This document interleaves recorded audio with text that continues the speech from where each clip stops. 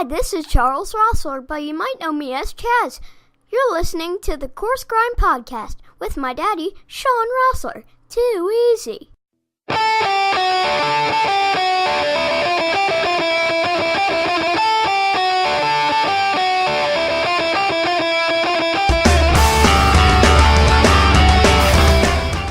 Ladies and gentlemen, welcome back. This is episode number 54 of the Coarse Grind Podcast. 54. There are no more number jokes. I'm not even going to try anymore. With you as always, host, creator, Sean Rossler of the Coarse Grind Podcast. How the hell is everyone doing this evening?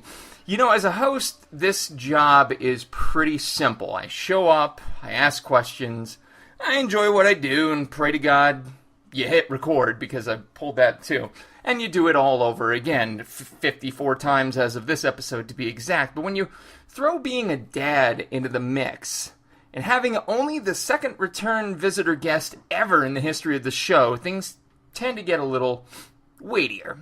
Given that this host, that's me, just turned 40, and this former kid was interviewed 40 episodes ago, bet you didn't realize that, I was intrigued as to what he's been learning since then. So if you want the backstory on him, check out episode 14. Yes, 14, like 1 and 4. But this guy has done great things since then, complete with a study abroad in Italy, real tough life, feel very bad for him, with his most recent stint being living and working at a winery. Let's all pause and have a moment of sympathy for him. In Italy, no less. Did I mention that? I typically pad these intros more, but honestly, he's been so busy, I didn't want to bother him, but I'm all too glad to now, since he's got only 1 week left in Italy, so let's get right down to it. Ladies and gentlemen, and everyone in between, my guest this evening, recent culinary school grad, turned Italian aficionado, courtesy of his study abroad, student, Chef Adam Shoemaker. How we doing, sir? Good. Thank you for having me. It's awesome to be back. I can't believe it's been over 2 years. It's been over 2 since years. The interview. 2 years and 40 episodes. That kind of Jeez. When I realized the numerology behind that, I kind of realized it was ahead to. I wanted to for a while, just because, you know, your uncle and I talk all the time and I hear about everything that's been going on. But, like, this is such a cool perspective that I don't think a lot of people realize. People think you go to a school and then you just start working. There's more to it than that. So, you know, as opposed to the starters, mains, afters format, I think this is going to be more discussional, more educational. So, yeah, as sure. of 40 episodes ago, you were still in school, which was a 2-year program, correct? Yeah. So the associate's degree at the CIA is a 2-year program, 5 semesters, one being an externship, which I completed at Pinehurst Resort and Country Club in Pinehurst, North Carolina. Mm-hmm. So I graduated April of 2016, so just about a year ago I graduated with my associate's degree. And then in May of 2016, I started my bachelor's degree at the Culinary Institute of America. Which that's going to be another 2 years for you, correct? What's that? That's going to be another 2 years for you, correct? Yeah. Okay. Yeah, so I graduate in July. So it's 2 years worth of work in about 15 months worth of time. Wow. So it's been busy, but I've been enjoying this last semester in Italy. Yeah. And so you say in Italy very casually, very flippantly, you're in Italy. You're cooking in Italy right now. Have you realized that? Have you kind of stepped back and soaked that in? Yeah, it's crazy because we're this program that I'm in right now. I'm part of the first group here in Italy from the CIA. So there's been a lot of bumps in the roads, but one night I was having a drink and I just realized, holy crap, I'm in Italy. Yeah. A once in a lifetime experience. I never thought I'd be able to come here, and the fact that I'm here and living the dream that everyone wishes that they could. Yeah, that's no joke. I hate using that, living the dream. But because it's been such a great experience. No, for sure. And, Italy is significant, so we can kind of blend in a bit of a review of episode 14 into your current day. Italy's significant. Why? Where and what did you grow up around? So my family is not Italian at all. Right. But I've always wanted to go to Italy. The food is amazing. I think the wine in Italy is better than anywhere else. And I've learned even more of that here. Is you can go to the wine store, the grocery store, and buy a $3 bottle of Merlot, and it's probably going to be better than any really any wine that you can get as cheap in the U.S. So I guess I just wanted to kind of, I've never been out of the country, so I thought Italy would be a great place to start, especially with the food and the wine, and I was interested in the culture and how they live, and it's been a great time. I was going to say, you picked a hell of a spot for a first drop, man. I mean, that's yeah. There's not many ways up to go from here. But your parents have a pizza place back home, correct? Yeah, they do. We've been in May. It'll be open 7 years. So it's been going great. Business has been improving every year, and I'm excited to get back and work there for 3 weeks before returning to CIA for my last semester. So, I mean, you've been surrounded by it from day one. I mean, that's a pretty safe account, wouldn't you say? Yeah, that's for sure. And I'm excited. My mom was actually over here for 2 weeks, and she got to see where I was studying, which happens to be in a 900-year-old castle that they've recently remodeled, and Electrolux came in and put in a beautiful kitchen. I don't know if you've seen pictures from Facebook or not. I have, and I've been jealous. The kitchen is it's amazing. Electrolux did a great job. It's a completely custom kitchen because the historical association, I don't know if that's the correct name for them, but they're very particular when it comes to renovating and restoring old castles and old buildings and whatnot. So they actually had to build a box inside the castle, inside one of the parts of the castle, and then they had to build the kitchen in that box. Oh my so God. If anything were to happen, they could theoretically pull the whole kitchen out in one. They could pull the box out, and then it wouldn't disturb or ruin any parts of the original castle. That's crazy. That's crazy. And when you're inside, it feels like a completely, like it was there from the beginning, because it's very solid. You don't feel like you're gonna, crash through the floor or whatever. But right. Yeah, they could if they wanted to pull the whole kitchen out. So that's insane. It's amazing. And there's actually two kitchens. There's a culinary kitchen, and then there's a whole separate pastry kitchen, which was cool to work into. Man. Again, I don't think anyone's feeling sorry for you right now. Just in case you were wondering, there's no sympathy whatsoever. No, I'm not looking for it because it's been one great ride. No. Since you've been over there, let's talk, Italy and beyond. What's the one thing that you've picked up, be it skill-wise, recipe-wise, or something? Is there one thing that was like your, yes moment, I get it, it all makes sense now?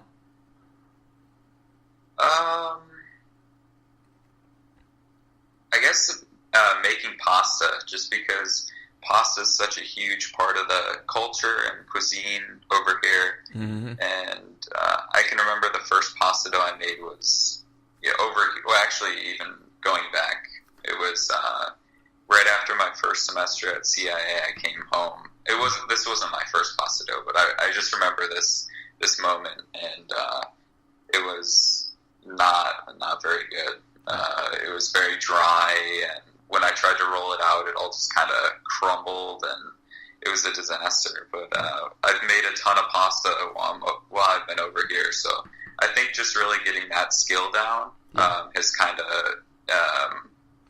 now I'm excited to go home and try all these things with different pasta doughs, different ratios of eggs to flours, because I didn't realize how important that was. Mm-hmm.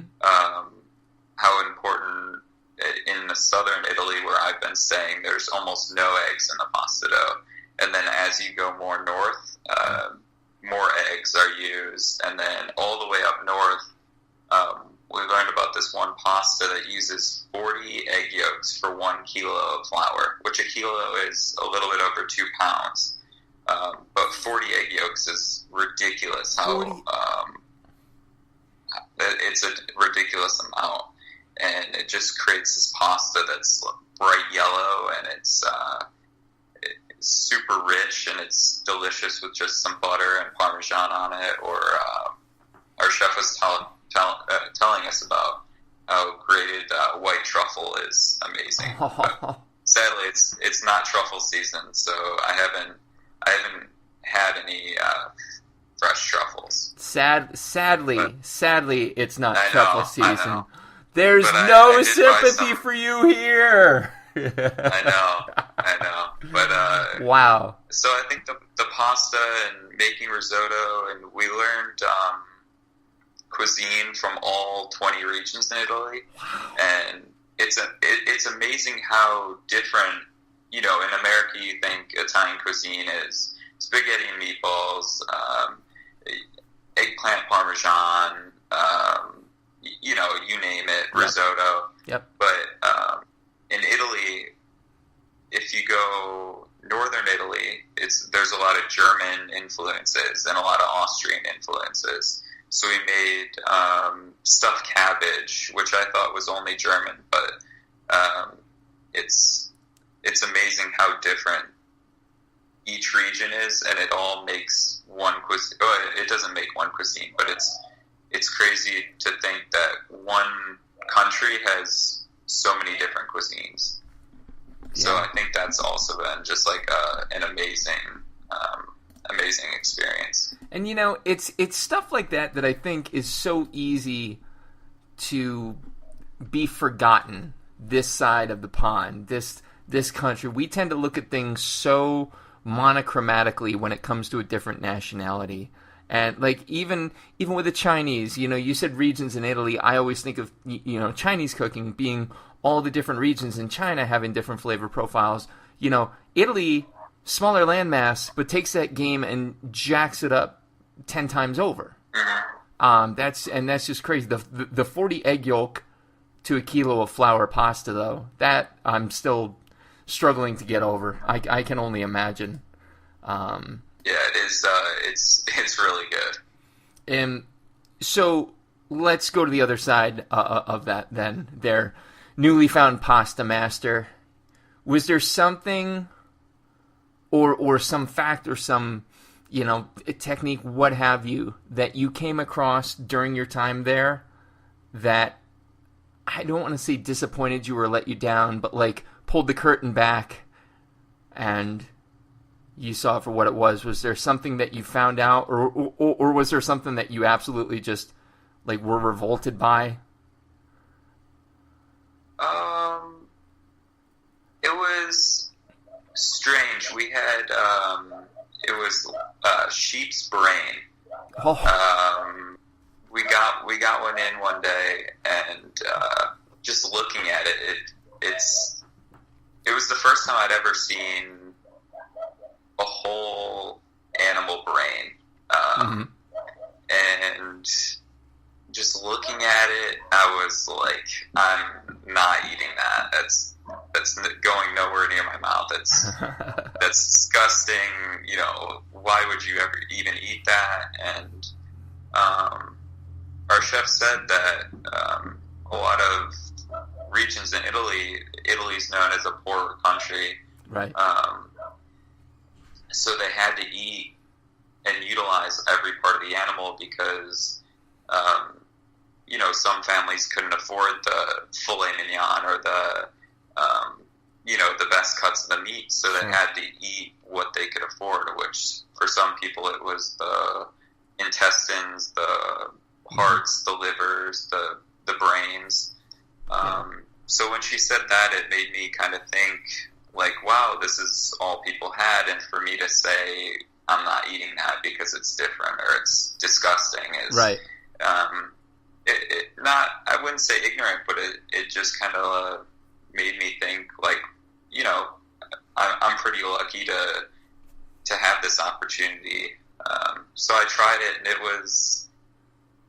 the texture was a little bit like foie gras, kind of mushy and grainy, I guess. Yeah. But it was pretty good. I had a couple bites, and then I said, okay, I've had it. I can appreciate it. Yeah. But it's not something that I'd go back and say I could really go for a big plate of lamb's brain. Yeah, lamb's brain. Yeah, and people tend to pass off the celebrity chef appearance. Like Bourdain comes to mind instantly when I think of this. It's when he sits down with tribes people in Nigeria or something like that, and eats what's placed in front of him, despite the appearance, the revulsion, and when he's asked, it's that principle that you just brought up. Like, this is what people have to pass on it out of simple convenience and really being an option for us. It is a pretty high privilege if you think about it. Yeah. But then again, there's the jagoffs like Zimmern, who are like, oh, this is creamy and delicious, I could eat this. Stop it. You're not fooling anybody. It came out of someone's head. Like, I'm sure. Yeah, like it was good. We just put it in like a little bit of an egg batter and fried it. And like I said, it was interesting. I wouldn't say it was the best thing I've ever eaten, or it was kind of weird, but it was. I'm glad I ate it, because then I can say, now I can tell this story. Yep. Check it off the list. Next stop, Rocky Mountain Oysters, right? Yeah, exactly. So, you're graduating from culinary school, from the bachelor side of things, come June. Mm-hmm. July. Oh, I'm sorry, July. Then what happens? Where does Kid Chew go next? What do you do? What do you want to do? I'm not really sure. I'd love to come back to Italy, but the whole visa thing is very it's very hard to get a working visa. Mm-hmm. So, if that doesn't happen, I don't know. I'm just kind of keeping my options open.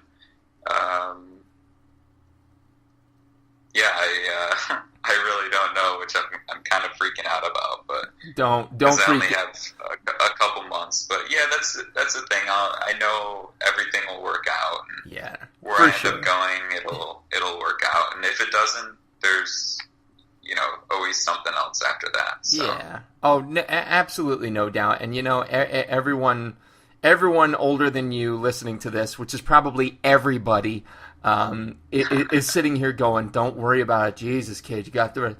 So no worries, no rules, no regulations. What would be your dream landing? To go back to Italy, and specifically where and what would you want to do? If I came back to Italy, I think I'd want to go. So I've spent this whole semester in Puglia, which is the heel of the boot. Mm-hmm. And I like the lifestyle. It's a really cheap place to live. The produce has been insane, and this is their off farming period. But the produce is way better than anything we can get in the States, which has been awesome. But I think I'd want to go to more of a big city. They have, in Italy, they have a thing called siesta every day, which is from 1 o'clock until about 4:30, where they all stop working and they all go home and take naps. So that's, but in the big cities they don't do that, so it's a little bit more of a, not American, like more of a Western lifestyle, which I'm more, I like that a little bit more. So possibly going, I saw Milan, Rome, Bologna, Florence. I really loved Florence, so I could see myself maybe going there and, I don't know, working in a restaurant or being more on the F&B side of things is more the path that I see myself going down. Right on. So that's what's next, but what's next is you're coming home from Italy in a week, and you're going to be at Shoe's Pizzeria for 3 weeks, correct? Yeah, for 3 weeks. I've been thinking about some possible menu things. I've been kind of, my mind, every night before I go to sleep, my mind is always thinking of, weird ideas or possible ideas or things that our chef from CIA who came over here has talked to me about, or thinking about some menu specials. Other than that, just kind of catching up on some sleep, and there you go. I can't wait to get home and just have my bed to sleep in. That's not a bad thing to be aiming for, bud. I'm sure. Yeah. I'm sure. So, again, all the sections that we would typically do as part of the interview, we can pretty much throw out the window because you've been there, done that. But I have a couple in the after segment that I'd love to know. Okay. What is the best Italian curse word you've learned since you've been over there? Oh, man. There's so many of them. Probably Vaffanculo. Vaffanculo. Which means go fuck yourself in Italian, which is funny. I spent during this stage at the winery. It's off season now, so there's not a whole lot. They're not the grapes. The other day, the Chardonnay grapes just started to produce leaves. So they're not harvesting grapes. They're not really making wine right now. So they've been having us go to, for example, we went to a pastry shop that's been open since 1948 last week and saw how they make their pastries. And today we went to a catering place. This is a long backstory, but today we went to a catering place here and worked a wedding and learned how to make one of the best risottos I've had here in Italy from Chef Giuseppe. And anyway, to get back to my point, one of the workers at one point had said, someone was messing with him, and he said, "Oh, vaffanculo," and I started laughing, and they just kind of, because no one at the catering place spoke any English, so it was a lot of pointing and Google Translate. And, right. I know some, but my understanding is a lot better than my speaking of Italian. Mm-hmm. So anyway, I started laughing, and they look at me and they go, through Google Translate, "Oh, you know what that meant?" And I said, "Yeah, I've been working in kitchens. The first thing you do when you start to learn another language is you search what the swear words are. You learn the blue reel, right? Everything like that. So it was kind of a funny bonding experience with these people who spoke almost no English. That's awesome. And because of that, you landed on your favorite phrase in the Italian Blue Book. Yeah, of course. I had to. Throwing it back to the episode 40 episodes ago. Yep. Yep. Exactly, dude. Exactly. And, man, Kid Shoe, one last question for you. A little bit of a spin on the final question. I asked you before, what's food to you in a single word, but what has your experience in Italy been to you in a single word? Oh, man. That's hard, because 3 months of memories and traveling and everything like that. I would say locality. I love it. Everything is very local. If they don't have it, if they're not growing it or they don't produce it in the region, they don't really use it. Aside from a lot of the products like Parmesan, a lot of the big name products that we get in the U.S. they have, but a lot of the produce and meats and all that kind of stuff, it's hard to get. For example, truffles. Mm-hmm. Even during truffle season, they only have it in a certain northern regions of Italy. You can't even get them in a lot of times in southern Italy, just because they don't grow here. So that's been crazy, because in the U.S., if you want asparagus in November, you can get asparagus in November. Yeah. But here asparagus, you only have asparagus when asparagus is growing, and you can go out and the other day we went out and picked some wild asparagus, which is beautiful. But then when it stops growing, they don't eat asparagus until next year. So it's very seasonal, very regional, and it's been really awesome to learn and to have that difference between the U.S. and Italy. Absolutely, dude. Absolutely. Locality. You heard it here. So, Kid Shoe, once again, man, thanks so much for hanging out with me. I really appreciate it. Yeah, it's been awesome. I appreciate the invite back. Oh, always, buddy. Always welcome. Always interested to hear how you're doing. A week from now, you're returning to the States, and be sure to catch Kid Shoe at Shoe's Pizzeria at 3300 North Calumet Ave, Valparaiso, Indiana, 46383, 219-476-SHOE. And you can give them a call again at 219-476-7463. Anything else I can plug for you, buddy? No, that's about it.